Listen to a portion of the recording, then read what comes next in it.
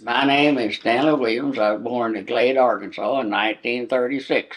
My parents was Orvin, Lissa B. Williams, and Ona Victoria Fine. Tell me about your parents. What were they like? Well, my dad was a hard-working man. He didn't get to go to school very much, but he knew more about cattle than anybody in this country. But he just liked to stay real busy. And my older brother and I, we got into a lot of trouble. And he had a hickory stick or whatever he needed to do to line us out. And we was pretty ornery lads, so but his best thing that he could do, he could look at a cow and tell you exactly what it was, and in fact he was a good farmer. He didn't get to go to school like a lot of people got to go to school. My mom, she was born, I forgot to tell you when my dad was born. Anyway, my dad was born in 1904 and my mother was born in 1910. My mother was the hardest working woman in Glade, Arkansas. She wasn't the only one that worked there, but they all was hard working. And she was a good Christian lady. My dad didn't go to church, but she brought us to church, and we had a cellar there by the house. It was bigger than this room, and it was full to the ceiling whenever the lake went in. And it had enough food in there that she died at 49 years old in 1959. My dad died in 76, but we lived off of that thing. My mother was a hard worker. She could can. She canned anything from beans to corn, put it up in cob, and you take anything out of a hog, she could can, except the squeal. If you know what a squeal is, that's when they holler. If you know anything about hogs, when you're killing hogs, you have to shoot them, scrape them, and then you got to hang them and gut them and everything you do to that. Then you got to have a cellar to put them in, to put the hog up, and they'd cut them out. We didn't have no electricity, and everything had to be in a cellar, and you had a bacon or a ham, and they just go out there and take a knife and scrape the mold off. Mold is what they made out of penicillin for mold, and they'd scrape all that off and just cut it off, and that's what you eat for breakfast. But they'd can everything they'd can pig's feet, hog's head, they can whatever they could can. And this cellar was a lifeline for the winter. And you take that, and in the winter time, but in the summertime, my mother would go to church, and we'd go from church. We'd come in if my mother didn't have something cooked right there, there'd be a preacher or somebody would always come with us from church, and they would take, and my dad, if he was around there, if she didn't have chicken or something, he'd just jerk the feathers off of one and have it ready for her to cook real quick. But I guess maybe that might have been something that might have caused, she had heart trouble when she died. She was born in 10 and she died in 59, so she was 49 years young. And this heart trouble, it kind of runs in our family anyway. But she's just an outstanding woman. Well, when I was growing up in Glade, everybody was rich. There's one thing that they didn't have, and most people don't know what that was. And you probably don't either. It started with an M and ended with a Y. But everybody's rich. The people, the neighbors would come in, and they'd help you. They'd help if you had somebody sick or something. They just come in, and there wasn't no doctors there. I think when all of us was born, there maybe a doctor came in. There was one at Sligman, and anyways, what we did as kids, we had a big house, and what we did as kids, when we got big enough to work, my dad figured we ought to help support the family, and he meant he meant that with a stick. A lot nowadays they don't use sticks on anybody. They don't even have it in the school anymore. He would get my brother and my attention. My brother's older than me, and then my sister's 2 years younger. I didn't tell you what dates there was, but about them. But my youngest brother, he died at 40, and anyways, we just had a wonderful mother and dad. Well, I went to Colt Gap School. I think I went there in my first grade to Francis Graham. And then the second year I went to Mr. Knotson. And I think there's about 30 or 35 kids in that school. One teacher, she did all 8 grades, or he did. And I think in 43, 44, Mr. Knotson, he was getting way up in years like I am now, or probably younger than I am, but anyway, the big boys give him a lot of trouble. And my sister, Connie Bell, and Glenda Douglas is the only one graduated. The rest of us all had to take her over. So if you figure out that in a Colt Gap school, if you figure out that you got country people there, and a lot of them people never ever went to high education. Now my sister did, she become a doctor, and my brother and I, we went to Hard Knock University. My youngest brother, he went to college at Arkansas Tech. But anyways, you had a teacher could do whatever she needed to do to get correction. And we had in the school, Colt Gap was unique like all other country schools around. They had spelling bees, or they did arithmetic. You had a blackboard that you got on, had an old wood stove sitting in the middle of the schoolhouse, and it's still down there, but the stove's not there. But anyways, they had a wood shed out there. They put wood in, and it's a good place for the teacher to take the kids out back to line them up. You probably don't know what I mean, line them up. They dress them up on the seat of their pants. If their pants didn't get warm, say to warm them for them. But anyways, the teachers was really important, because in a little country school like that, there was Claude Fuller. He went to the Senate from there. My sister, she become a doctor, and there's several out of that little school. My Aunt Cleva Douglas, she's deceased now, and she said one time when we was having a reunion, she said that little school produced a lot of outstanding people.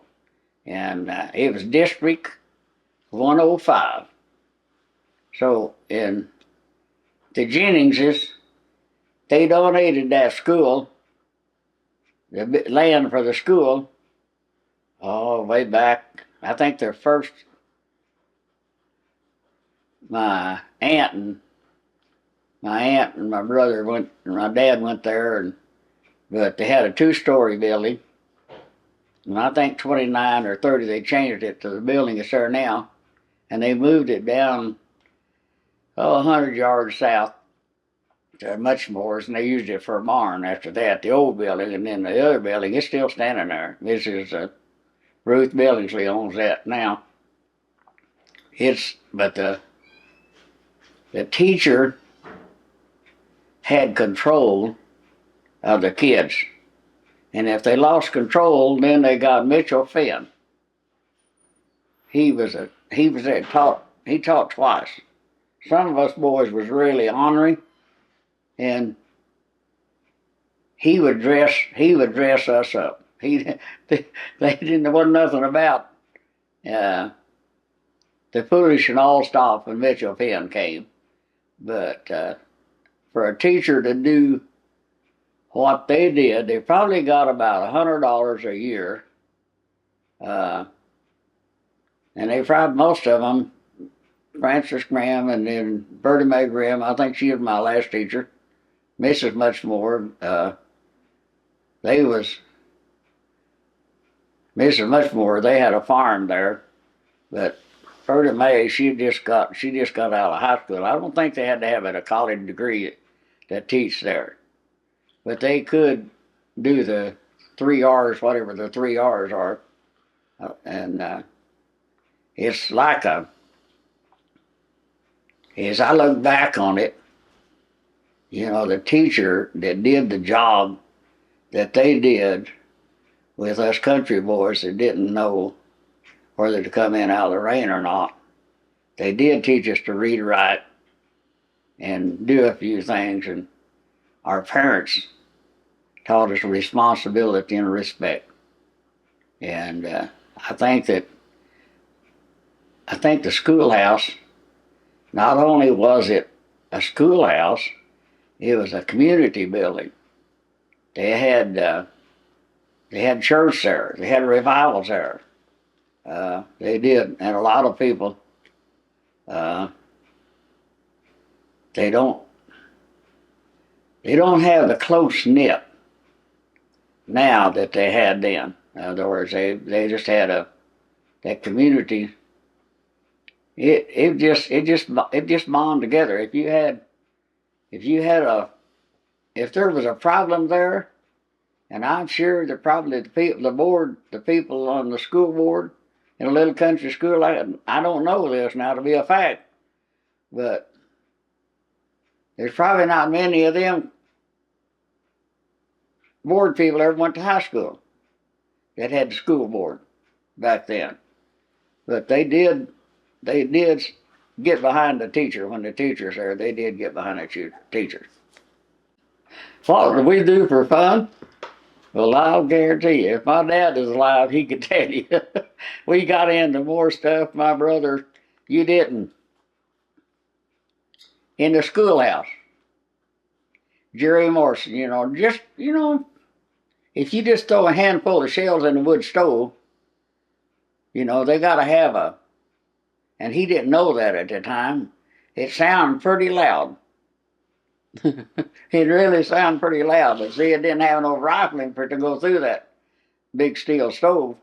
We have done it one time. We played games. We had all kind of games, and we had at the old schoolhouse, we had a boys' toilet above the road. The house set, the toilet was above the road, and I had a one holder for the boys and a 2-holder for the girls. Now, I didn't know it had a 2-holder till we was working on the old Glade Post Office, and the building was down, so they had a 2-holder. And when young boys, when the girls got they always got in trouble. The girls did, and the boys would have to rock the school. It's a board building. It's an outside toilet, a board building. And the boys would get a little carried away with rocking the schoolhouse whenever. If there's something mischievous enough, and we've had take a real slim pole and get it up about 10 or 15 foot high, and 2 or 3 big boys crawl up there and bend it over and put a little kid on it, and you pull it over and then turn her loose, let her swing. Wonder we didn't kill somebody. I mean, they didn't kill us, but the bigger boys usually looked after things. And I went there. I went through there through the 8th grade, and I think it consolidated in 49. At that time, with Rogers. Yeah, consolidated to Rogers. Well, we consolidated to Garfield, and Garfield was at that time they quit their high school in '49, but in '49 and '50 and '50 and '51, I went up Perry Creek instead of coming to Garfield, and they went ahead and had school there.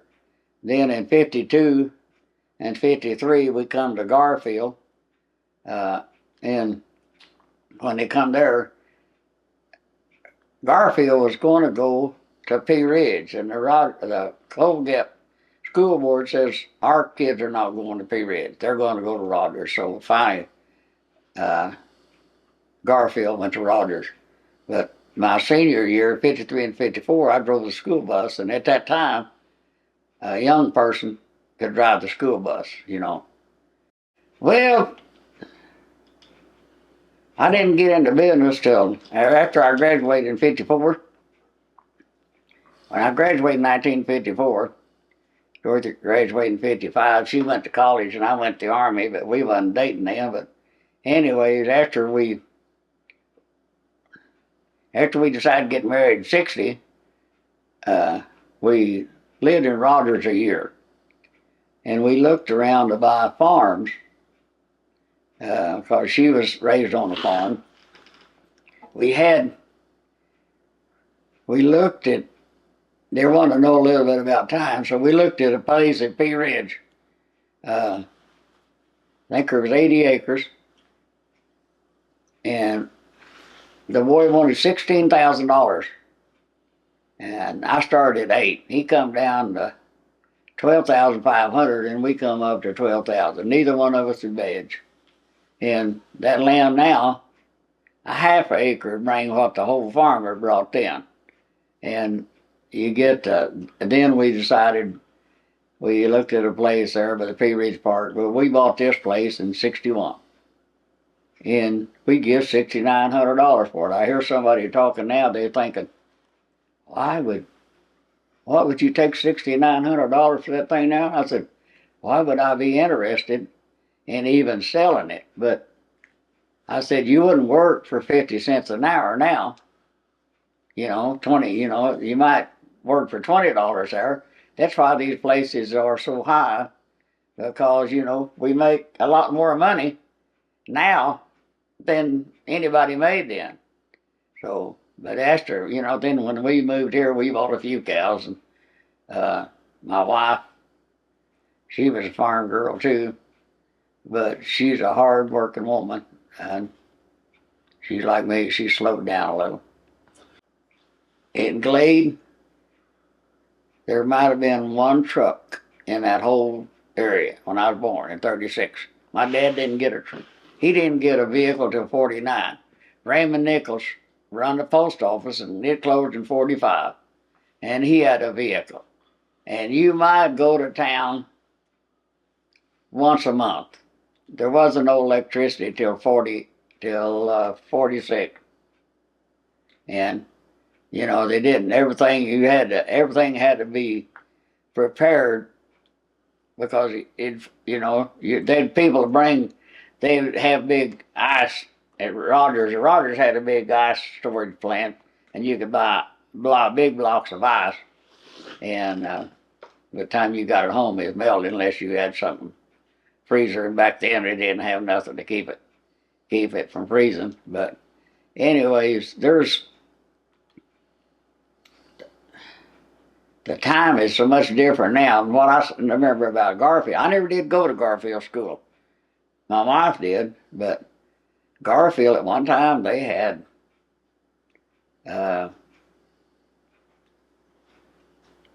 a cannery there, tomato factory. They had a railroad that the people that bring cattle in here, they'd bring cattle in there, ship them out to Kansas City or wherever. Whitney Mountain, right up here where the Lost Bridge Lodge is, was a big apple orchard. Back then, we didn't have the freezers we have now. But I didn't say anything about how my mom canned, but you had to grow that stuff before you could can it. Like in you had to put it in a cannon. So I don't know if you want me to talk about what we did for garden. Anyways, my dad had a team of mares, oh, Dolly and Maud. So he could hook them things up, and he'd plow a furrow with a turning plow, and it'd be at least a foot deep each way, and you'd plant potatoes in it. Fourth day of June, after they come up, the reason you plant them deep, keep them from frosting, they'd stay on the ground, they'd come up, they kind of plant them deep then, and they stayed in the ground and they didn't come up and freeze like they do now. People plant, they don't, because when we moved here, we planted 100 pounds, but and fourth day of July, we dug those potatoes, whether it's raining or what. It seems like it's because it's a holiday, but anyways, we had a big, big garden, and you could plant. They plant corn and all that stuff was grown. You put it. My mother, she could can it on the cob, or she could cut it off the cob. We never growed many watermelons. We had a neighbor down there on the river that had grow. He'd grow good watermelons. He just told you do not plug them. You could pick them. You could take what you wanted out there, but you better not plug one. Plugins, you cut a V in it to see if it's right. But that garden we had, it was on the lower side of it is about 4 foot tied with rock, and I guess it all been filled in over the time. When you did a team, you had a team. When you had a good team like my dad had, you could hook them to anything. We had one mare, old Maud, you could hook her solid to a tree and she'd just keep a pulling. Dolly had just hit it back up. So anyways, my dad, he was a stout young man. He cut hay and he released ground, and he run cattle from Glade plumb back to the Whitney Mountain, halfway to Garfield. It's like free range back through there. I was talking about Dad doing cutting hay. He'd rent ground and grow corn for the cows to get them through the winter, but he run them out. He run them back in those hills, and he could go back there and find them. My brother and I couldn't, but he was a little smarter than us. He knew the cows was going to get hungry for salt, and he knew how to call them. My brother and I, we go back there and we couldn't find them. But anyways, and a lot of people run cattle back in the hills. In there at Pine Log, they run cattle back in the hills there too. But anyways, it's if you take a team and you took a wagon, all these big wagons was hard wheel wagons, and you got a bed, you could get a lot of corn in it. My brother and I, we did a down roll, which was when you run over it. We picked that up, and my dad had somebody else. They'd take this corn and they'd shuck it. They didn't. They just throw it in the back of that wagon, and then they put it in a big old barn we had. They put it in a feed bin there for get them out before you feed hogs. Well, back when I was a little kid, they talked about damming White River and backing it to Fayetteville, Arkansas. That's impossible. But they did it anyway. And what they did, they went in there and they dammed the river, and they said it was not gonna. And they took in most of the bottoms and stuff, they took out a lot of trees, and my brother was down there and worked in it. I didn't get to work in it, where they some of that lower stuff, they did some does and cutting some trees, and a lot of that stuff they just left in there for fish. But when my dad moved to Pea Ridge, whenever they started, after they got it, before they got it built, and a lot of people didn't like it, the river being plugged. I mean, they just dammed it up. They didn't, because they went everywhere from there, when they was, and at that time, land was not really worth anything. So,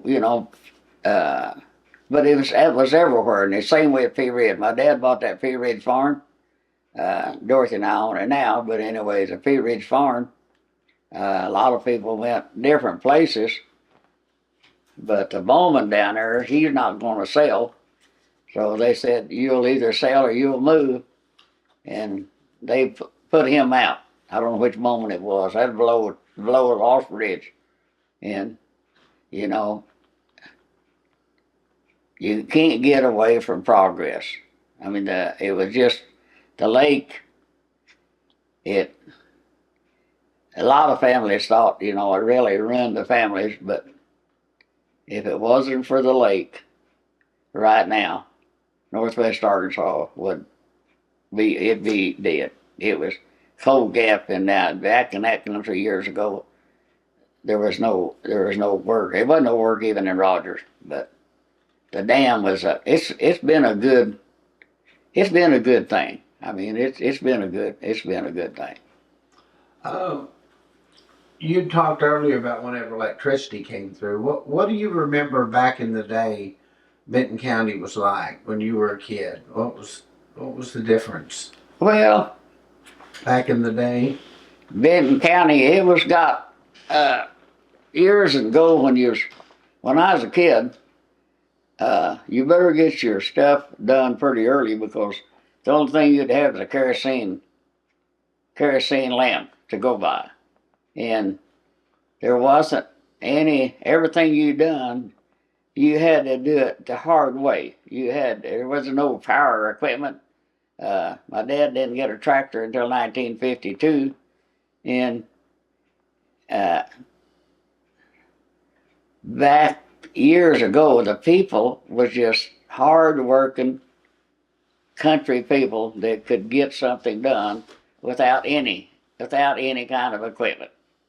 And I don't know nowadays with all this new equipment, if those people could now see what we have available, and they just dug a living out of them hills. I mean, it's just, and the best bottom ground was a river bottom ground. That's where the good ground was, in the river bottoms.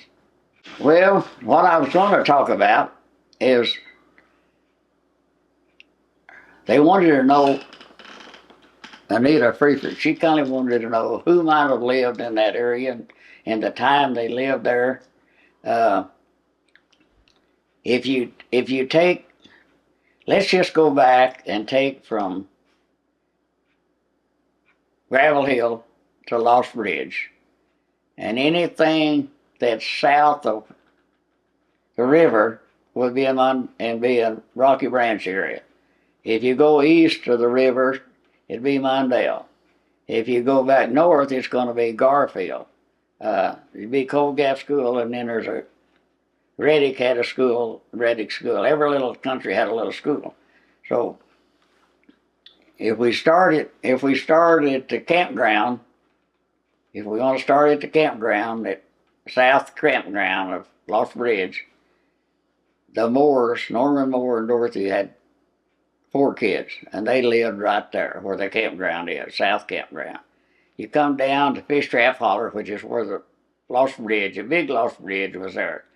So they built it in I think 29. It had no end to the south end.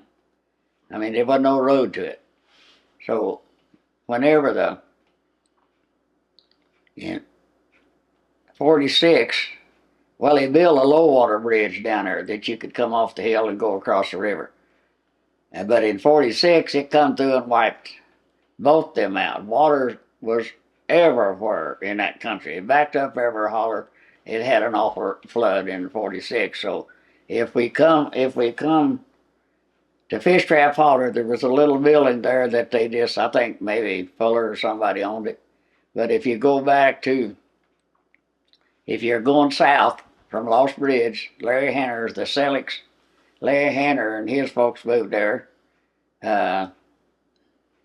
His grandfather was Selick and his mom was a Hanner. and he moved there. So we come on up, and Harvey Wilmoth was on the right. So my Aunt Cleva Douglas was the next place on the left, and they had 4 kids. So if you come up to Horn Holler, which if you're looking at a map or something, somebody's looking, it's all underwater now. But if you come to Horn Holler, Raymond Nichols was there, and he had four children. If we go back, there was a road on the creek, 2 creeks that come in there, and if you go back left of where my dad was raised, the Jenningses had that. There's 3 different sets of Jenningses in that bend, and if we come on back to our house from up we get us hill. If we go to our house, you go back to Fuller Bend, and Aunt Susie Morrison back there. Now that Fuller Bend was Claude Fuller. He went to the Cynic. He went to Washington D.C. So Wes Morrison and his wife had 2 boys. Could fill your head with a rock. But anyways, we could come back out of there, and we just did my dad. I didn't say what they had, but anyway, my dad had a big 2-story house. He had a shop, and he had a milk barn, and he had probably the best barn there was in that country for cattle. Below that, Jim Fowler was the rice had it down there, and then Alonzo Dawson, Jim Fowler was there. He's the one who made the watermelon. And anyways, we had, if you come on up, my Uncle Homer, Dad's brother, they had 3 kids just before you get to Coal Gap School. And if you come on up to the school, it was called the Jennings Ford. That's where you could cross the river and go into the Presley and Manston Jennings lived down there. That there's a little bit of that knoll still out on the. It's not underwater where that is, but you could cross the river. They had a ferry there years. It was before my time, but now they got a sign down there at the post office showing where the ferry is. But it's coming back out of that same road. Tillman Maloney lived there, and then Hosey and Ethel Ellis, they had 3 girls. Across the road, Mr. Muchmore and his wife, she was a school teacher. So if we come on back like we're going to where the road turns now at Billy Goat Bluff, that's a Dawson place. And that boy down there, he had big jacks. So my dad had these mares, and they'd raise mules out of these jacks and have, better working animals. So from there, you go to Cedar Creek, and Aunt Melissa Ash, she was a Williams before, and the Nichols, Raymond Nichols' wife, was their daughter. She had 2 sons, Orr and Hickory Williams, and they lived there. I was trying to think that Homer Rayon married Lucy, which was Aunt Melissa's daughter. So if you go on from between Cedar Creek and Forge Creek, you go into Forge Creek, the Haldermans, or Benders lived there first. Then Haldermans lived there, and Mrs. Feeler lived with them. And there, probably in about 54, Janice Simon and her folks moved in there. So the rayon we'd already crossed, but if you go into Forge Creek, there was a low water bridge, and then they built a bridge. So whenever the river got up, Dorothy, whenever the river got up whenever the river got up, in 46, the only way out of that area from Gravel Hill to Lost Ridge was come back out and come out up there where Frank James's, and where they'd come out in the road there now on Slate Gap where trying to think that boy's name. Anyways, it'd be there by Latham Landing. That road come out and went back out, come out by Frank James up there. But that's about everybody that lived there. On fact that there was a Willow Springs School. It was a Willow Springs School just west of Cape Victoria, where Cape Victoria is there now. There's a Willow Springs, and a lot of people in that area went to school there. They had to appear at the Ruddick Church, the Ruddick Cemetery. That school was District 15. But that's way before anybody's time around here. My favorite thing about Benton County is there's a lot better chance to make a living now than there was 100 years ago, because there wasn't nothing here. The thing that I would like to see better about Benton County, Garfield School. They had a bunch of schools consolidated into that. And now, if the Garfield School Board ever listens to this, if it's good enough for a charter school, it's good enough for the public school. Because they got the tax dollars, and I'm not against taxes, but they've got enough tax dollars to take care of that school instead of the people having to come up and take money up to try to make it a school. But the good thing about this Benton County is that if you really want to work in Benton County, you can make a living without having to beg, borrow, or steal.